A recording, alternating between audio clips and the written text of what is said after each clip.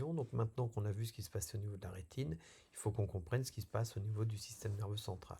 Donc pour ça, on a besoin de revenir sur les voies optiques secondaires, qu'on a déjà au final pas mal avancé, et puis discuter de la voie visuelle primaire.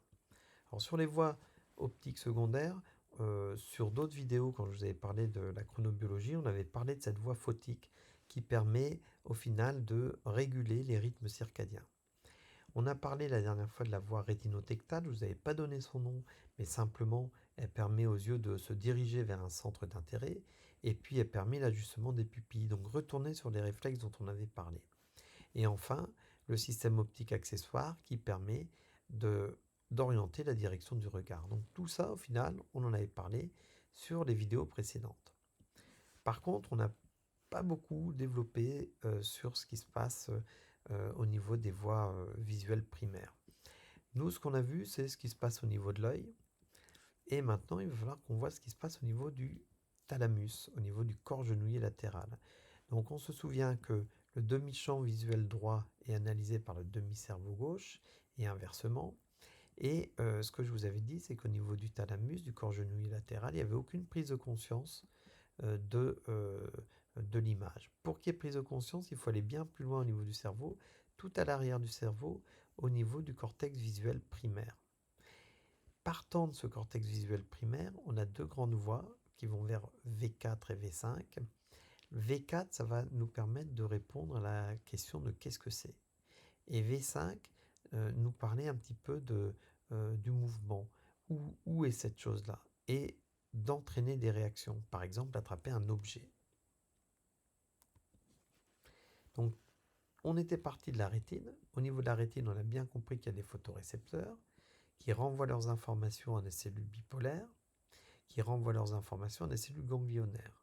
On a compris qu'il y avait tout un système de réseau avec des cellules amacrines et des cellules horizontales qui permettent de partager les informations et qu'on a des réseaux avec juste une information reçue, une information envoyée, ça c'est pour la vision du détail, et d'autres réseaux où on a X informations reçues et puis on en fait une synthèse. Donc ça a une vision qui est beaucoup moins détaillée, bien entendu.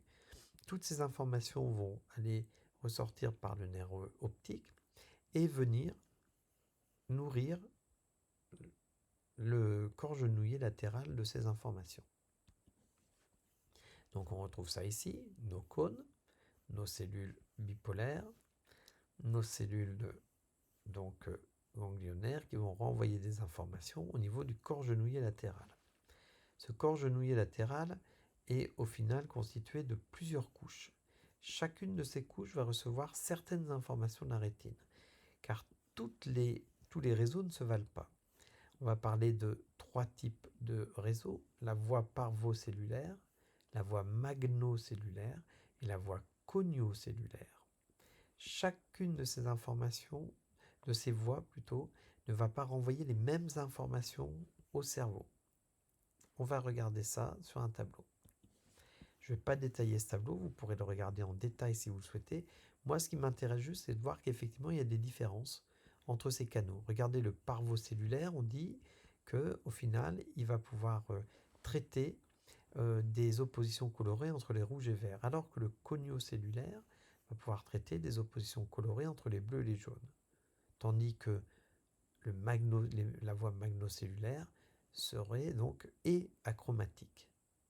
Donc, trois voies différentes pour trois types d'informations différentes renvoyées vers le corps genouillé latéral.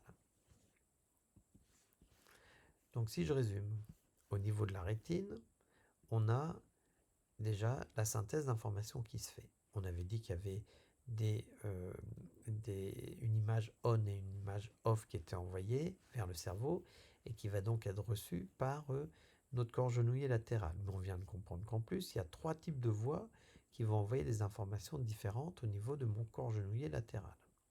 Ce corps genouillé latéral va disséquer toutes ces informations et en reproduire une cartographie précise de ce qui se passe au niveau de la rétine. Donc on parle de carte rétinotypique. Cette carte rétinotopique, en fait, c'est déjà un traitement d'information. Tout est inconscient. Vous n'avez aucune conscience, vous ne pouvez pas dire c'est tel objet, il est là. Ces informations vont devoir être véhiculées au niveau du cortex visuel primaire pour qu'on commence à avoir conscience de quelque chose. Donc, les informations viennent de l'œil, sont disséquées au niveau du corps genouiller latéral, puis sont envoyées au niveau du cortex visuel, notamment du cortex visuel primaire. Bilan, on est parti de nos champs visuels, une première analyse et puis une première dissection de notre paysage est faite au niveau des cellules de la rétine. On a notre demi-cerveau gauche qui va analyser le champ visuel droit et inversement. Notre thalamus qui va analyser notre champ visuel et le disséquer tel que je vous l'ai montré avec différentes compréhensions de la même image. Et puis toutes ces informations qui sont envoyées au cortex visuel qui lui va continuer à disséquer et à prendre au final toutes ces informations pour en ressortir une réalité qui sera notre réalité. Pensez aux illusions d'optique qui sont effectivement des interprétations. En tout cas, on comprend bien du coup que ce que l'on ressent, c'est une interprétation de ce que l'on voit. Si l'on reprend ici, on a une scène visuelle. Selon la capacité de nos photorécepteurs à voir cette scène, eh bien, on va avoir une première interprétation de l'image, puis des champs récepteurs diverses et variés au niveau de notre rétine qui vont renvoyer des images par plusieurs canaux au thalamus, donc le canal parvocellulaire, le canal coniocellulaire et le canal magnocellulaire, plus d'autres canaux particuliers, ce qui fait que notre cerveau, au final, regardez bien, il dissèque notre scène visuelle initiale en X images. Et c'est à partir de ces X images que l'on va recréer une réalité. C'est pour ça qu'on avait ces difficultés l'autre fois à voir sur une image, il y avait des points blancs et des points noirs. Et à essayer de faire disparaître ces points noirs, on n'y parvient pas parce qu'en fait on recrée ces points noirs à partir de X photos, X images qui sont toutes des vues particulières de la réalité. Grâce à ce découpage, grâce à cette décomposition, notre objet complexe est donc analysé par le cerveau. Il en a donc ressorti des caractéristiques principales, comme les formes, les couleurs, l'orientation et le mouvement. Chaque zone du cerveau, du cortex notamment, va pouvoir dépioter ces informations. Et on va donc pouvoir répondre aux deux questions fondamentales de qu'est-ce que c'est et où ça va ou où c'est. Alors, qu'est-ce que c'est?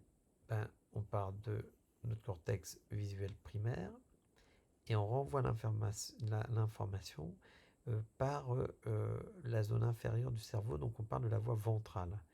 Au niveau du cortex temporal, eh bien, on va reconnaître cet objet. Voilà, c'est ça. C'est un avion.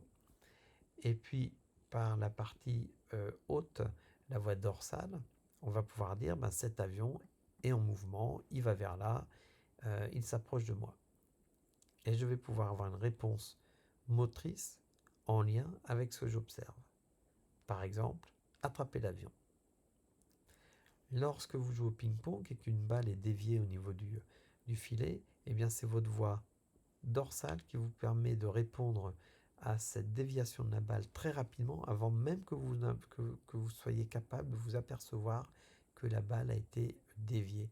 Quand je dis de vous en apercevoir, c'est de vous dire tiens, la balle a été déviée. Vous avez déjà répondu. Combien de temps ça prend? C'est très rapide. L'avion s'approche de moi, je le vois. Eh bien, en quelques dizaines de millisecondes, les informations sont au niveau du thalamus.